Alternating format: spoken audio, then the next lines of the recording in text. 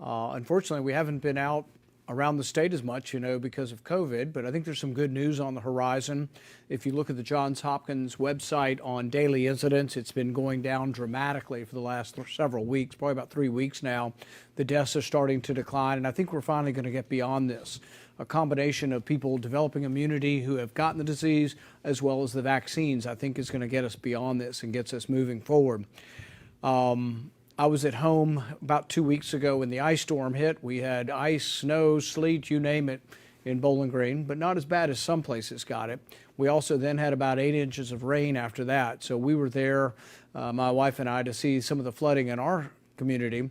But I think some communities were really hit very hard. And I've talked to a lot of the county judge executives and the local officials in these counties and gotten an update about how some of the flooding has damaged roads and infrastructure, power lines, and the expenses that these counties will have. We have national money through FEMA that's been allotted to help counties after a disaster. So I've sent a letter to President Biden informing him of this disaster. We've communicated with the governor's office and hoping the governor will ultimately work with the president and that some assistance will be available for these counties that have been hard hit. When I was talking to the judge executives about this, one of the things that always comes to my mind is that we're a very rich country, and I worry that some of our counties that don't have as many resources say, well, we don't have the money to fix our roads. But the image comes to my mind is thinking of all the roads we build other places in the world. We've been in Afghanistan for 20 years, building their highways, their roads, their bridges. Meanwhile, in our country, our roads and bridges are crumbling. One of our communities in Casey County has been looking for a flood wall for, I think, nearly 10 years now and hasn't gotten it. And it just infuriates me because I know that money has been spent somewhere else. It's been spent in Afghanistan, it's been spent in Africa, it's been spent in the Middle East. We have spent trillions of dollars on other people's infrastructure. So this week when we had the COVID relief bill come up, I introduced an amendment and I said, look, instead of sending this foreign aid welfare to other countries, why don't we keep that money at home, build some roads and bridges in Kentucky? We have a bridge up in northern Kentucky called the Brent Spence Bridge that's needed repairs and likely replacement for nearly 10 years. There are other alternative routes around Cincinnati that we should look at developing and additional bridges, and the money's spent overseas. So I introduced an amendment that says, the foreign aid welfare we give to other countries, let's cut that and put it into an infrastructure fund. This would be $26 billion a year.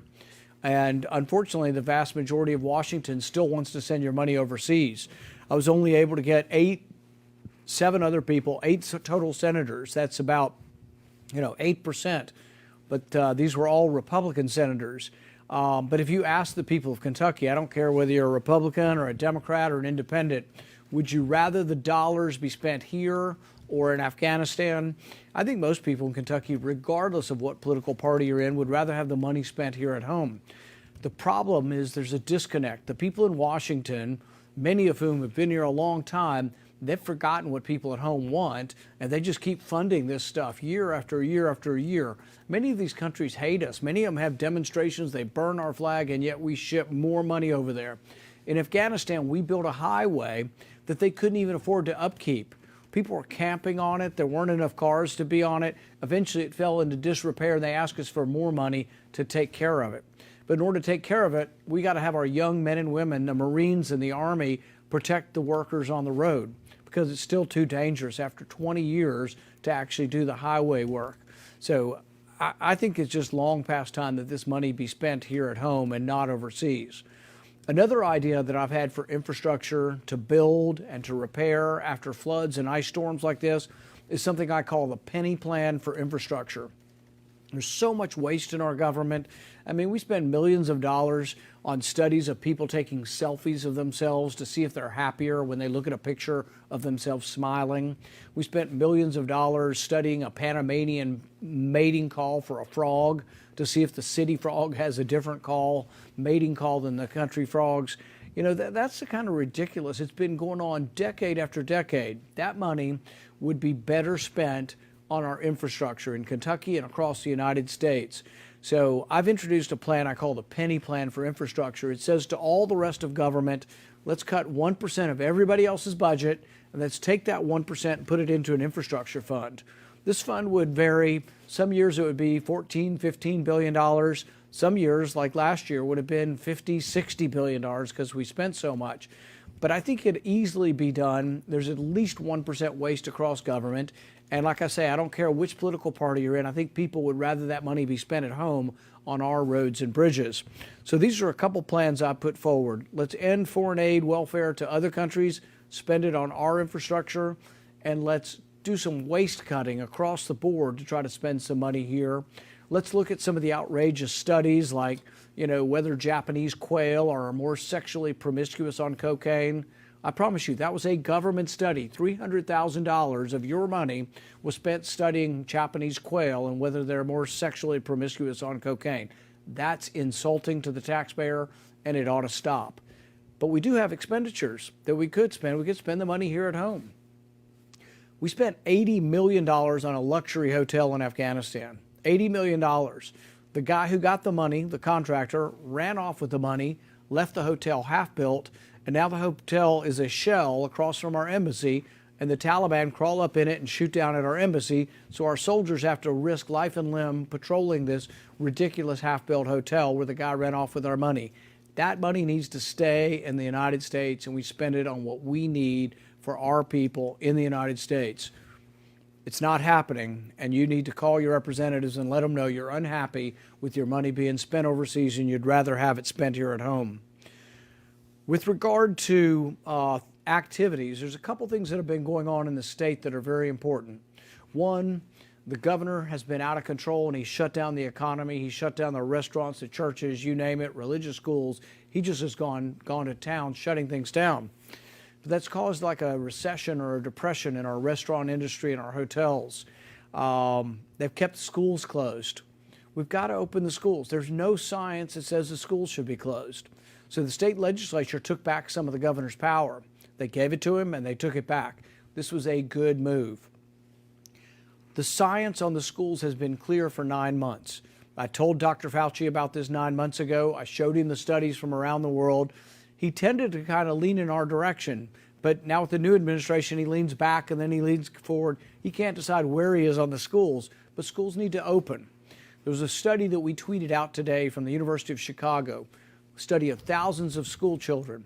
It found virtually 0 infections from the kids, and it found 0 infections from the teachers. It's been safe to go back to school for a long time. Interestingly, in this study, the kids were not separated by social distancing. They did wear masks, but they didn't have any special ventilation put into the schools. So some have been saying, oh, we can't go back to schools until we make the schools 4 times larger so the kids can be 6 feet away. You don't need it. It doesn't work. It's not scientific. Kids need to go back to school. They don't get sick from this disease, and we're conquering the disease through vaccine and through natural immunity now. So I think we just need to get moved on with this. But we have a lot of petty tyrants in government, including our governor, who have decided they think they know what's best for all of us. And really, these decisions in a free society are made by each individual. In a free society, you get to decide what your risks are, and you get to make your decisions accordingly, because they're different, frankly. Under 25, the death rate from this disease was less than 1 in a million, less than the seasonal flu. Over 80, maybe 15 times worse than the seasonal flu. The death rate was significant over 80, particularly in nursing homes. And that's why it's been such a scandal with Governor Cuomo in New York, who basically took all the patients who had, all the elderly patients that were diagnosed with COVID, and he put them back in the nursing homes, seeding the nursing homes. Then he lied about it. So it was important what happened during the beginning of COVID, but right now we're getting over it. We need to get back to normal, and we need to let free individuals in a free society make some of these decisions. With regard to this latest COVID bill, there were a couple things that really upset me in there. We had a vote to try to not send checks to people in jail. You know, this is free money shouldn't be sent. You rob a liquor store and you go to jail. Should you get free money? I mean, that's ridiculous. So we had a vote, and it was party line. Every Democrat voted to send money to people in jail. every Republican said that's not something we should do with our money. You shouldn't get a present or a gift while you're in jail. We also have had some votes recently on dead people receiving checks. Now, you think we're making that up. How could that be? But in the summertime, 1.1 million dead people got stimulus checks for over $1 billion. I introduced legislation. I got it to the Senate floor. We got it passed unanimously in the Senate. But then a senator got unhappy and he ran to the House and he got the House to block it. So what ended up happening is they came back and they said, oh, well, we can stop paying checks to dead people, but only if we do it over a 3-year period. And I'm like, really? You want to keep sending checks to dead people over 3 years and it's going to take you 3 years to fix this? See, this is why people get frustrated with government.